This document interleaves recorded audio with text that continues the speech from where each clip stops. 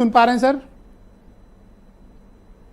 Okay, Anoop जी से मेरा संपर्क नहीं हो पा रहा है। जेपी पांडे मेरे साथ मौजूद हैं, कांग्रेस पार्टी से भी जुड़े हुए हैं और पॉलिटिकल एनालिस्ट हैं। पांडे जी, स्वागत आपका। और आप क्या विचार रखते हैं कि जो कुछ भी बांग्लादेश में हुआ उसके कारण क्या हैं? आपकी पार्टी का भी बड़ा डीप रूटेड कनेक्ट मैंने पिछले दिनों भी देखा, जब शेख हसीना भारत आई थी तो गांधी फैमिली ने बड़ा उनका वार्म वेलकम किया था। तो पूरी इस घटनाक्रम को आप लोग किस तरह से लेते हैं और किस तरह से एनालाइज करते हैं? देखिए ब्रिजेश जी, हमारी पार्टी का चूंकि ये तो राष्ट्रहित का मसला है, तो बांग्लादेश का जब जन्म हुआ था स्वाभाविक रूप से भारत ने उसमें सक्रिय भूमिका निभाई थी और संयोग से उस समय हमारा दल सत्ता में था, इंदिरा जी थी, तो वो तो अलग है। लेकिन जहाँ तक ये है कि आप कह रहे थे कि बड़ा आश्चर्य हुआ कि बांग्लादेश में ये कैसे हुआ। दुनिया में जब भी कोई चाहे निर्वाचित निरंकुश हो जाए या वो सेना के जरिए आए, निरंकुशता का तो इलाज ही यही होता। इसलिए फिलिप ब्रेडले बड़ा अच्छा कहते थे कि तानाशाही के खिलाफ जो क्रांतियां या विद्रोह होते हैं वो वैसे ही उगते हैं जैसे बबूल का पेड़। चूंकि आपने डेमोक्रेटिक सारे दरवाजे तो बंद कर रखे हैं, न वहाँ मीडिया है न प्रतिपक्ष है। आंदोलनकारियों के बारे में वो बांग्लादेश, यही बांग्लादेशी मीडिया में देखता था उनके ट्वीट्स वगैरह जी बड़ी रोजी पिक्चर पेंट करते थे कि जैसे साउथ एशिया का सबसे फास्टेस्ट ग्रोइंग डेवलपिंग कंट्री हो, और लोग बातें ऐसे करते थे कि टेक्सटाइल इंडस्ट्री, मैन्युफैक्चरिंग, बांग्लादेश तो बहुत बड़ा एग्जाम्पल है। और वो गुब्बारा था, वो प्रोपेगेंडा तैयार किया था। वो तो हर जो निरंकुशता की ओर कदम बढ़ाता उसका वो अनिवार्य हिस्सा होता, गोलबोब का उत्तराधिकारी होता। तो वो जो है विज्ञापन वाला काम तो करते हैं, उसके जरिए निश्चित रूप से इनकी छवि बनाई जा रही थी।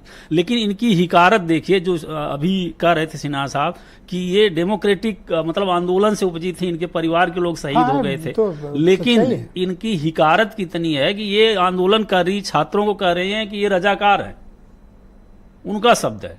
तो स्वाभाविक सी बात है, जैसे हमारे यहाँ प्रथम प्रधान सेवक कभी कभी आंदोलन जीवी तमाम ऐसे शब्द देते रहते हैं, अर्बन नक्सल वगैरह। तो ये निश्चित रूप से आज आपने वहाँ के प्रधानमंत्री आवास की वीडियो देखे ना? जी जी, निश्चित देखे होंगे, हम सब ने देखे। हैरान करने वाला है।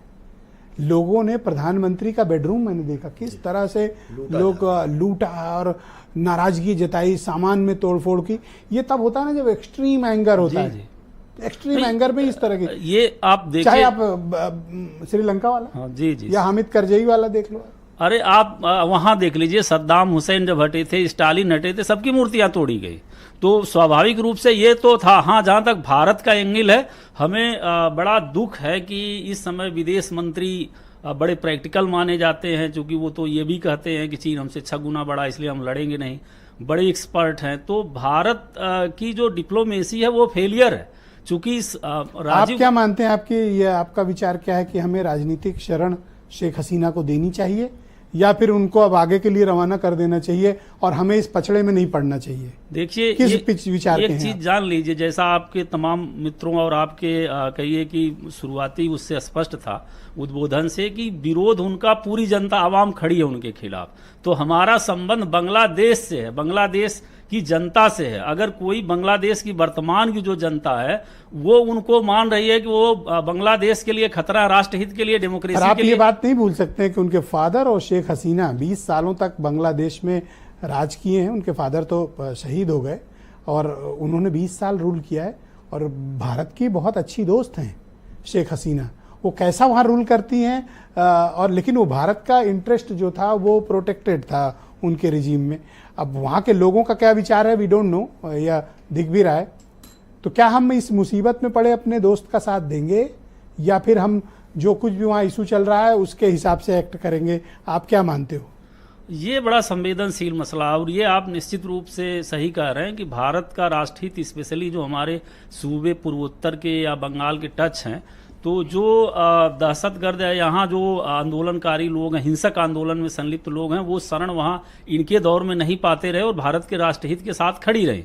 लेकिन सवाल ये है कि हमें वो गलती कतई नहीं करनी चाहिए कि प्रतीक रूप से हम दलाई लामा को शरण दे दिए, तैयारी किए नहीं, तो एक बहाना मिल गया। और निश्चित रूप से बांग्लादेश में इस समय, हाँ, पर हमको अपने दोस्त का साथ यूं ही नहीं छोड़ना चाहिए। कभी हालात बदलेंगे तो फिर ये चीजें भारत के इंटरेस्ट के खिलाफ जाएंगी। तो बहुत समझदारी की जरूरत है।